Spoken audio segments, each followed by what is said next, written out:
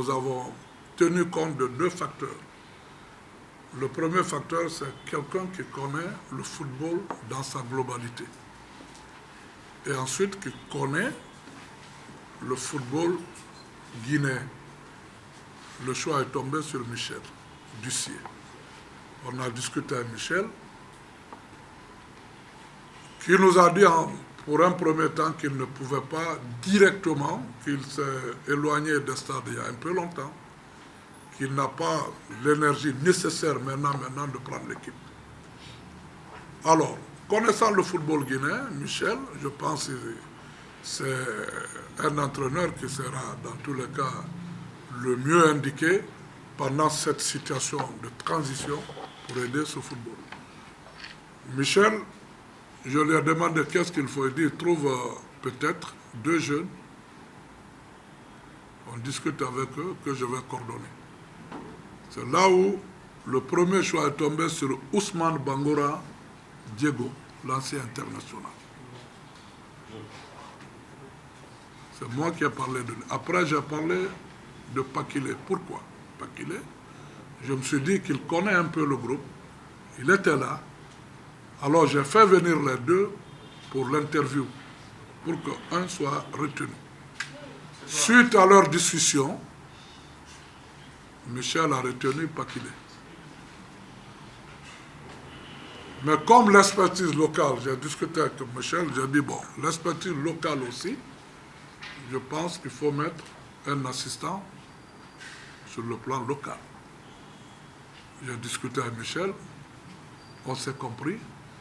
C'est ce qui a valu le choix de Souleymane Kamara Abedi, qui était l'entraîneur de l'équipe nationale locale. C'était une occasion pour lui d'intégrer ce groupe, de se préparer, gagner en expérience. Alors, maintenant, pendant le dénouement, c'est vrai, les résultats que nous avons eus n'ont pas été satisfaisants ou ne sont pas bons. Pakile, personnellement, m'a vu pour dire que certes, il n'a plus, son message ne passe plus. Il ne m'a pas dit qu'il démissionne, mais c'était une manière de dire, s'il y a une autre solution, trouvez, mais ce n'est pas facile que moi je puisse continuer ce rôle. Un. Deux, Souleymane Kamara avait dit, comme l'équipe nationale locale n'avait pas son programme de compétition, c'est pourquoi on l'avait mis ici. Mais après, vous avez vu, il y a eu ce programme de compétition de l'équipe nationale locale. Lui-même, il m'a dit, coach, est-ce que je peux m'éparpiller, être sur l'équipe A, en même temps sur l'équipe locale? J'ai dit, donne-moi le temps de réfléchir. Maintenant, sur ces réflexions, après le match d'abord à Yamoussoukro, moi, je suis venu vers Michel. J'ai dit, Michel, je pense qu'il faudrait que tu t'impliques désormais à 100%. À cette allure, ce n'est pas possible. Tu ne peux pas coordonner.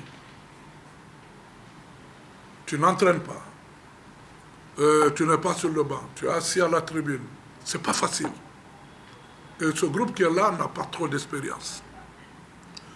Discussion sur discussion, nous nous sommes compris. C'est pourquoi, pour ne pas être trop long,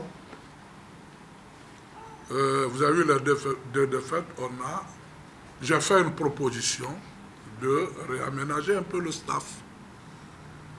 Ainsi, ma proposition, qui a été acceptée,